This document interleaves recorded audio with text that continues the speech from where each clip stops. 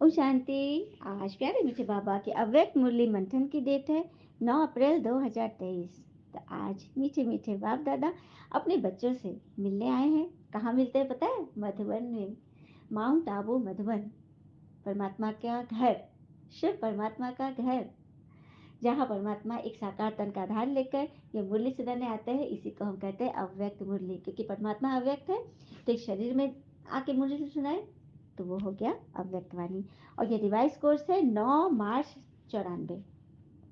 9 मार्च 94 को ये मुरली चली थी। अब फिर से रिवीजन हो रही है। जैसे स्कूल में क्या, मैं स्कूल का उदाहरण बहुत देती हूँ क्योंकि मैं भी एक स्कूल टीचर हूँ, परमात्मा भी टीचर है। क्या बात है, मैचिंग है ना। तो फिर बाबा जब मुरली, स्कूल में क्या होता है, जब एग्जामिनेशन, साल भर के बाद एग्जाम होता है तो लास्ट समय 2-3 महीना पहले सारा कोर्स जब कंप्लीट होता है तो टीचर भी कहते हैं कि बच्चे अब तुम सिर्फ रिवीजन करो, सारी पढ़ाई कोर्स पूरा हो गया, रिवीजन करो। तो हम बच्चों को भगवान ने पढ़ा दिया, क्योंकि आए हुए भगवान को 86 वर्ष हो गए। 1937 से परमात्मा ने अवतरण लिया और ये ज्ञान चल रहा है। तो कितने वर्ष हो गए।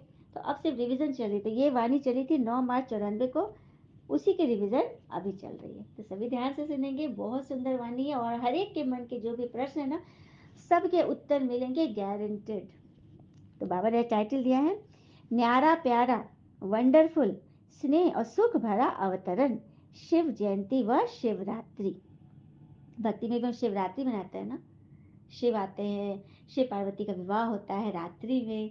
कभी हमने सोचा कि शिव रात्रि क्यों है, रात्रि में क्यों आते हैं शिव। तो कौन सी रात्रि है? ये अज्ञान अंधकार की रात्रि है ना। तो उस रात्रि में परमात्मा अपने ज्ञान का प्रकाश लेकर आते हैं और हमारे अंधेरे मन से जो आत्मा एकदम लुप्त हो गई, गुप्त हो गई, उसको रोशन करने आए हैं, उसको आगे बढ़ाने आए हैं, उसको मतलब विजय दिलाने आए हैं। तो ये वाणी आज चली है। तो आज त्रिदेव रचता पिता अपने पूज्य सालिग्राम बच्चों से मिलने आए हैं। बच्चों को बाबा ने क्या बोला? अब परमात्मा शिवलिंग के रूप है तो बच्चे हैं शालिग्राम का रूप, छोटे छोटे बच्चे। जैसे बिंदु ज्योति रूप बाबा की पूजा होती है ना शिवलिंग के रूप में, उसी तरह से शालिग्राम आत्माओं की भी तो पूजा होती है। छोटे छोटे अनेकों होते हैं, तो पिता एक है और बच्चे अनेक हैं। अब पूजा तो दोनों की होती है, क्योंकि पिता ने सभी बच्चों को अपने समान ने पूज्य बना दिया। क्या बात है।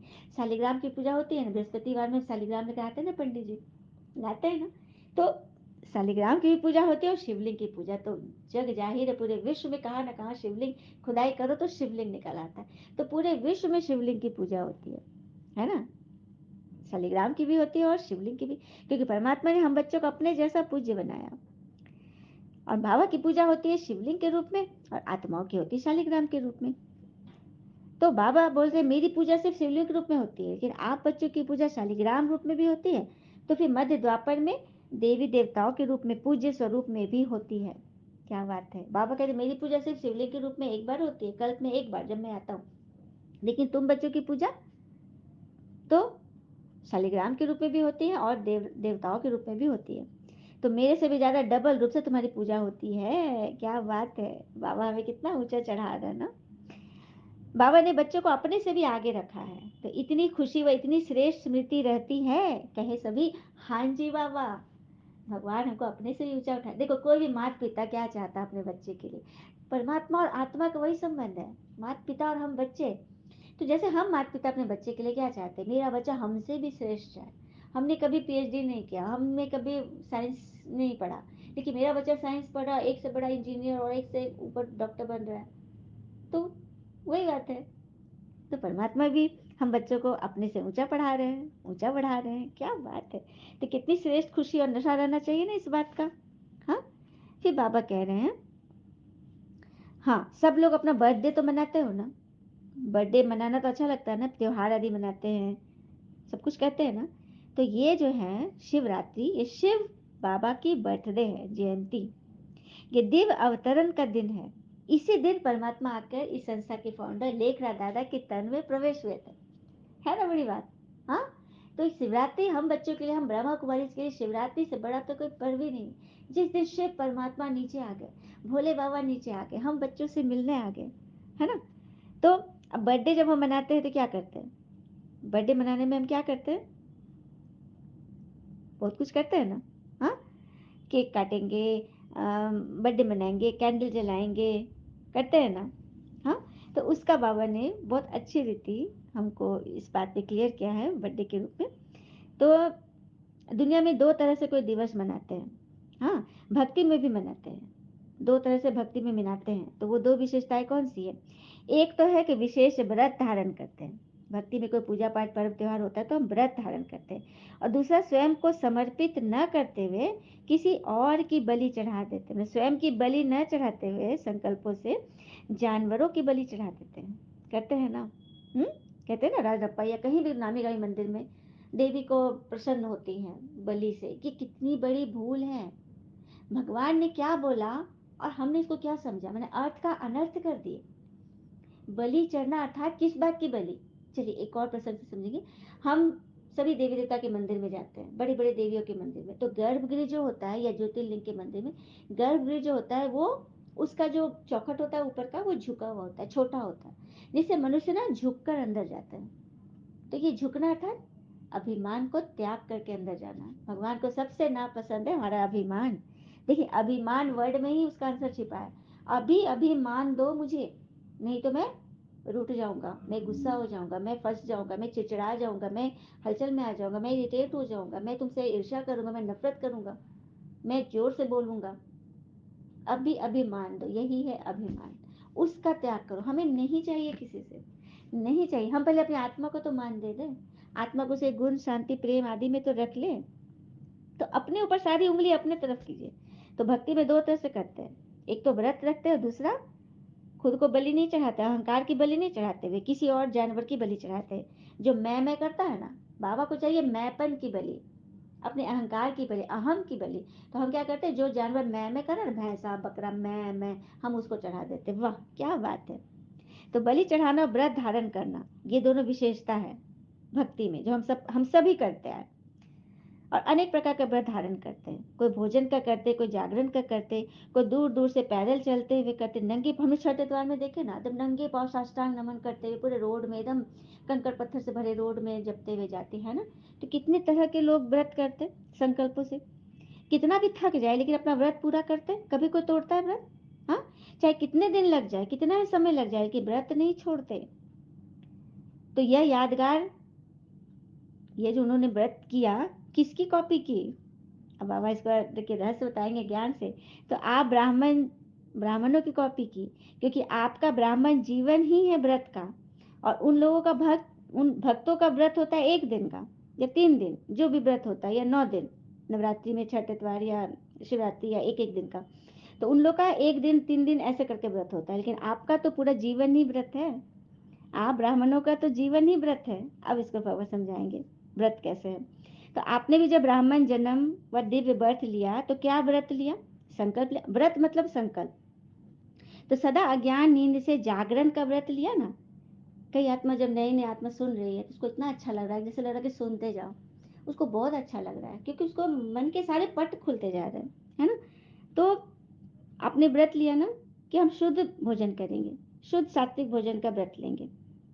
अब भक्त लोग भी व्रत त्योहार में व्रत लेते हैं, आपने भी व्रत लिया, बाबा से मिलते ही आपने व्रत लिया ना, शुद्ध भोजन खाएंगे। कुछ भी हो जाए, दुनिया में कुछ भी हो जाए, बीमार पड़ जाए, लेकिन अन्न का व्रत तो करते ही हैं, तोड़ेंगे नहीं भक्त लोग भी। तो आपने भी किया ना व्रत, कि हमारे भी मन के आगे तन के आगे जैसी परिस्थिति आए लेकिन हम ये व्रत नहीं तोड़ेंगे। ठीक है, समझा? भक्ति के और ज्ञान के बाबा ने समझा दिया। उन लोग का 1 दिन 2 दिन 3 दिन का व्रत है और आपका पूरा जीवन ही व्रत है। हाँ, एक जैसा ही खाना खाते खाते कभी दूसरा खाने की दिल होती है क्या? बाबा पूछ रहे हैं। आप जो शुद्ध भोजन करते हो तो क्या कुछ निरामिष खाने का मन करता है? हाँ बाबा चेक करते हैं सबकी। फिर बाबा बोल रहे हैं, तो सभी व्रत लेने के लिए तैयार हो, या जब सुनेंगे तब कहेंगे कि ये तो थोड़ा थोड़ा मुश्किल है? तो पहले तो मुश्किल शब्द संकल्प में भी मत लाओ। बाबा कह रहे हैं मुश्किल शब्द यदि संकल्प में भी ले आएंगे तो क्या हुआ, हमने उसको पक्का कर लिया।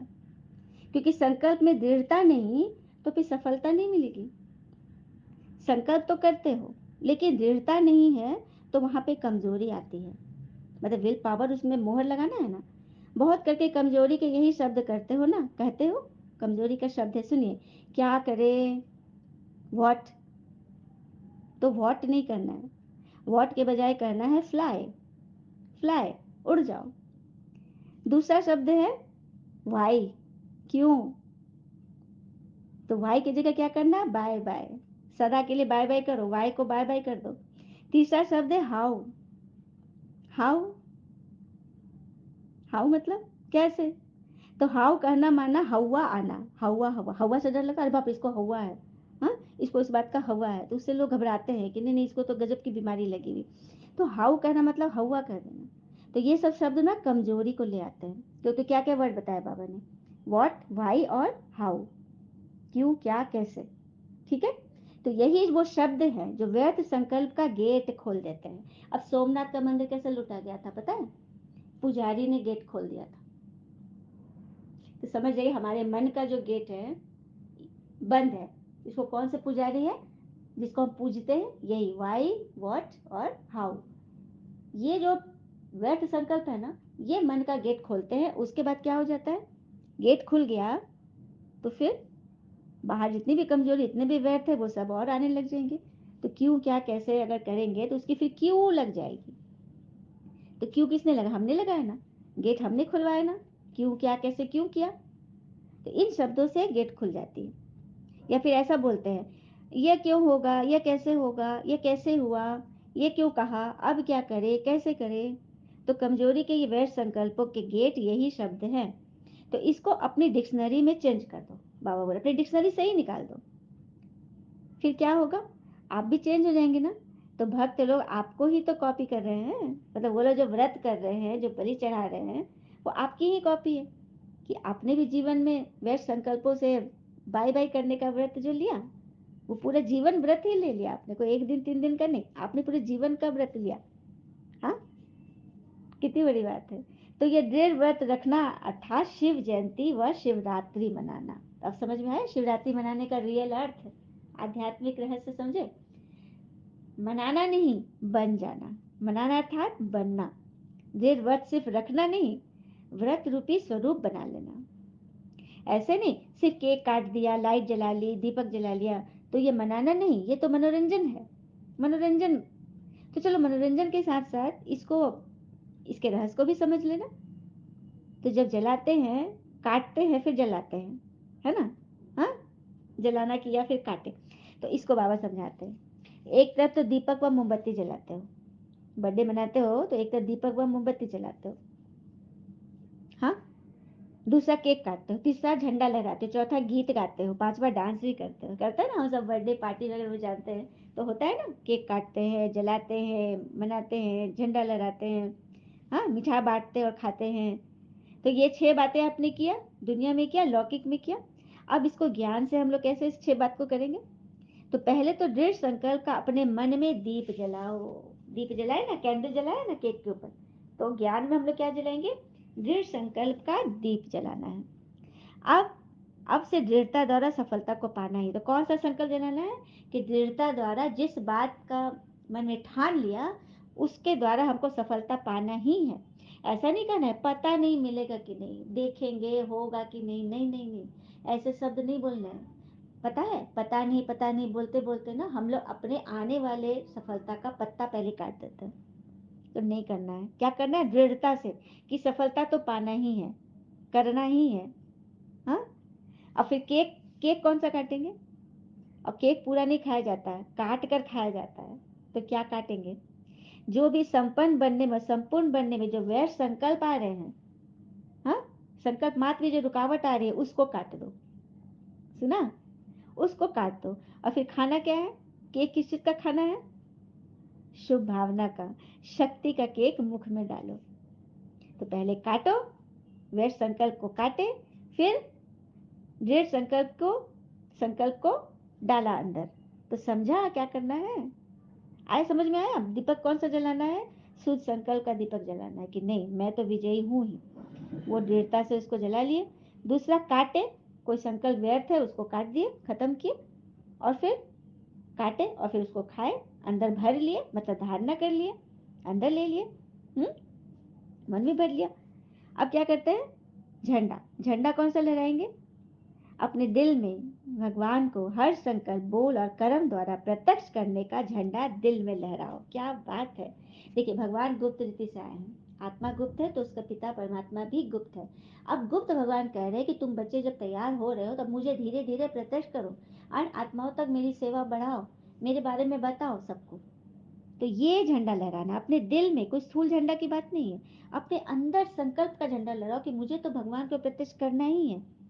हाँ, कोई भी संकल्प कर्म बोल ऐसा ना हो जो भगवान को प्रत्यक्ष करने का नहीं हो, है ना, हमारे कोई उल्टे कर्म ना हो।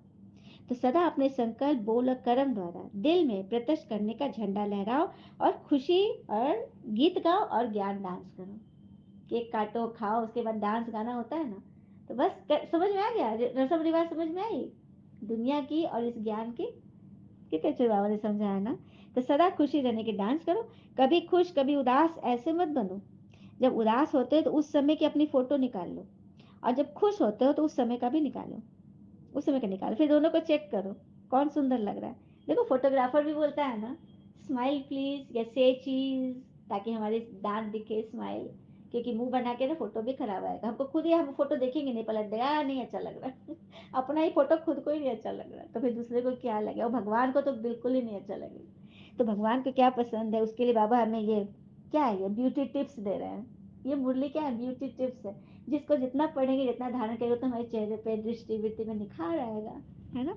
हमारी वाणी में वो जौहर आ जाएगा, वो तेज आ जाएगी, जिसे जो सच्ची आत्मा होगी ना, जो ब्राह्मण कुल की वास्तव में भी होगी, उनको बहुत कस के टचिंग होगा, क्योंकि ये ज्ञान भगवान मुझे ही सुना रहा है, ये मेरे लिए ही चल रहा है। ऐसा लगता है जो पक्के बच्चे होते हैं ना, जो निश्चय बुद्धि बच्चे, सीधे सच्चे, उन सबको लगता है कि भगवान ने तो ये मेरे लिए चलाया है, भगवान मेरे लिए आया है धरा पर। कितनी बड़ी बात है ना।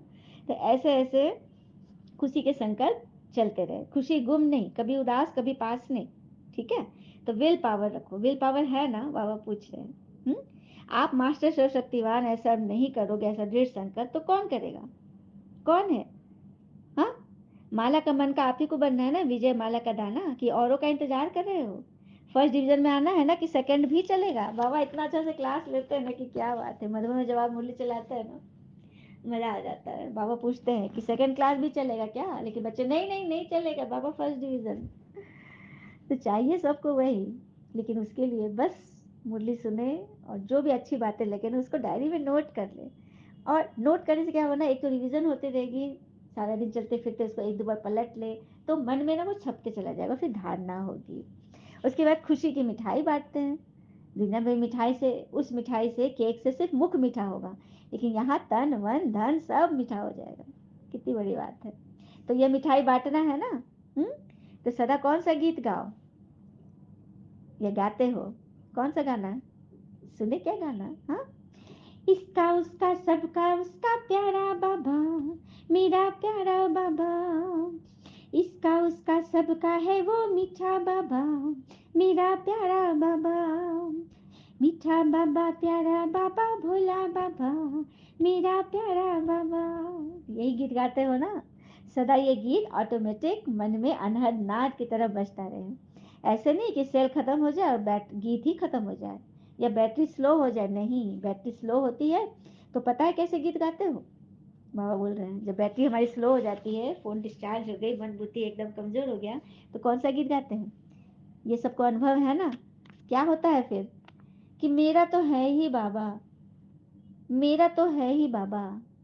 तो आ गया ना, सिर्फ मेरा बाबा नहीं हुआ ना, मेरा तो है बाबा, मिक्स हो गया ना, मिक्स हुआ ना। कोई भी चीज मिक्स होता है तो उसमें वो टेस्ट नहीं होता ना, वो शक्ति नहीं होती। तो बैटरी जब स्लो होगी ना तो क्या निकलेगा। जैसे भी गाना में कितना अच्छा था, मेरा बाबा मीठा बाबा प्यारा बाबा, हमने कितना उमंग उत्साह से गा रहे, कितने खुशी से। लेकिन जब अंदर दर्द होगा ना, किसी बात की चिंता होगी, तो क्या निकलेगा। हाँ बाबा तो है ही, हाँ बाबा तो देख ही रहा है। ये कैसे बोल लगे, अच्छा लगा आप लोग, इसका टेस्ट अच्छा लगा, नहीं ना तो ऐसा नहीं करना, जब हमें खुद नहीं अच्छा लगा तो फिर बाबा को कैसे अच्छा लगेगा। तो फिर बैटरी स्लो मत करना, स्लो होती है ना तो फिर ये मुरली सुन लो, कोई बीके सॉन्ग सुन लो, फिर देखो कैसे आत्मा उड़ने लग जाएगी। तो शिवरात्रि मनाना अर्थात दृढ़ व्रत ले लेना, दृढ़ संकल्पों का। तो ऐसी शिवरात्रि मनाई है, हम बच्चे तो वहाँ मना रहे हैं, लेकिन जो और बच्चे इसमें ऐड हो रहे हैं वो सभी हम मनाएंगे। हाँ, सुख शांति से, बहुत होशियारी से। फिर बाबा ने बोला तुमने ब्रह्मा पिता का अनुभव किया। ब्रह्मा पिता जिसके तन में भगवान आए, तो बाबा उनका जिक्र कर रहे हैं, हमारे आदि प्रजापिता ब्रह्मा। हाँ, उनके उनका अनुभव किया, क्योंकि अनुभव भी एक आँख है। सुनिए, अनुभव क्या होता है? अनुभव भी एक आँख है। जैसे स्थूल आँखों से देखा जाता है ना, देखते हो ना, तो सबसे बड़ी आँख है अनुभव। स्थूल मतलब चमड़े की आँख, स्थूल मतलब ऑब्जेक्ट जो हमको दिखाई दे रहा है, वो स्थूल चीज़ है। सूक्ष्म जो सटल है, अंदर है। तो सबसे बड़ी आँख है हमारा अनुभव। अनुभव की आँख से देखा तो ही उसको देखा कहेंगे। क्या बात है! तो ये ज्ञान से सुनो नहीं, सुनाओ नहीं, उसको फील करो, अनुभव करो कि हाँ, पहले इसी बात में मेरा मन कितना फंसता था, वो आसानी से निकल रहा था, हो गया ना अनुभव, अनुभवी। तो ऐसे ही ना हम बच्चों के अनेक अनेक अनुभव है कि भगवान किस तरह से हमारी हर पल मदद करते हैं। तो अनुभव की आंख सबके पास है ना। हाँ, ऐसा नहीं कि दूसरे को स्टैम्प द्वारा ब्रह्मा पिता का अनुभव कराते हो, खुद नहीं करते, तो ये अच्छा है क्या? हाँ, ये अच्छा है। हाँ, तो तो ब्रह्मा पिता है, तभी तो भगवान सुन रहे हैं। बाबा कह रहे हैं ब्रह्मा पिता है तभी तो बाबा सुनते हैं और हमें भरपूर करते हैं। जैसे भक्ति में किनका गायन है? नंदी। नंदी के कान में बोलने की रस्म है कि पहले नंदी के कान में बोलो अपने संकल्पों को, अपनी जो इच्छा है, तब शिव तक संदेश जाएगा। तो ये ब्रह्मा पिता ही है वो नंदी, जिनके तन में भगवान ने प्रवेश किया, जिनके तन पे भगवान सवारी करके आए। यही वो नंदी है जो भक्ति में यादगार है।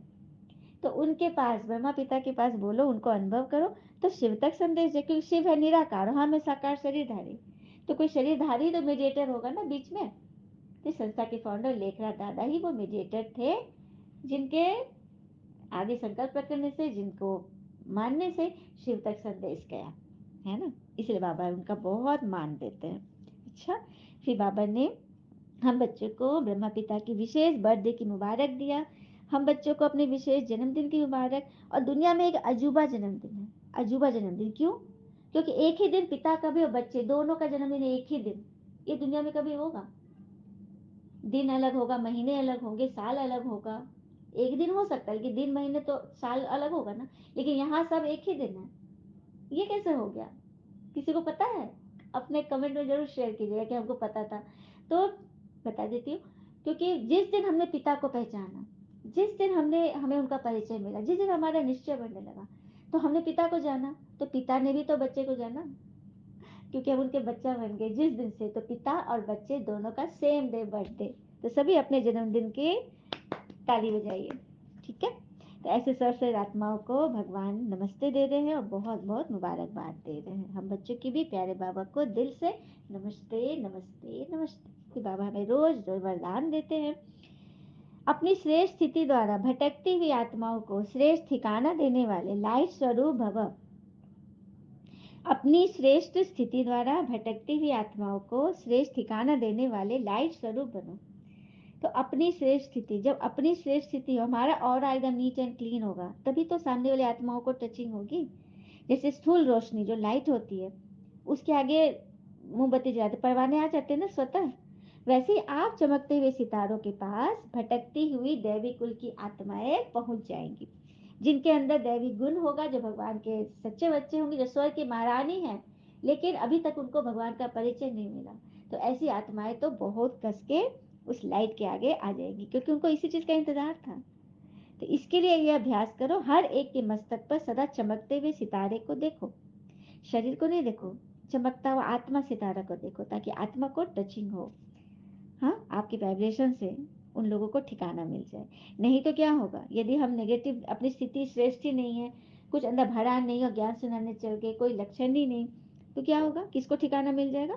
रावण को ठिकाना मिल जाएगा। कल हमने पढ़ा ना, रावण का कोई ठिकाना नहीं है, वो सबके अंदर घुस जाता है, क्योंकि उसका कोई अपना घर नहीं है, तो सबके अंदर समा जाता है। तो नहीं नहीं, रावण को नहीं बुलाना है। हाँ, यथार्थ ठिकाना, भगवान का ठिकाना सबको बताना है। स्लोगन, सेवा के महत्व को जान, कोई न कोई सेवा में बिजी रहने वाले ही ऑल राउंड सेवाधारी हैं। सेवा के महत्व को जान, कोई न कोई सेवा में जो सदा बिजी रहते हैं, वे ही ऑल राउंड सेवाधारी हैं। ऑल राउंड अर्थात हर तरह के मन वचन कर्म संबंध संपर्क, इसका उसका क्यों क्या, सारे चीजों में बस सेवा सेवा सेवा।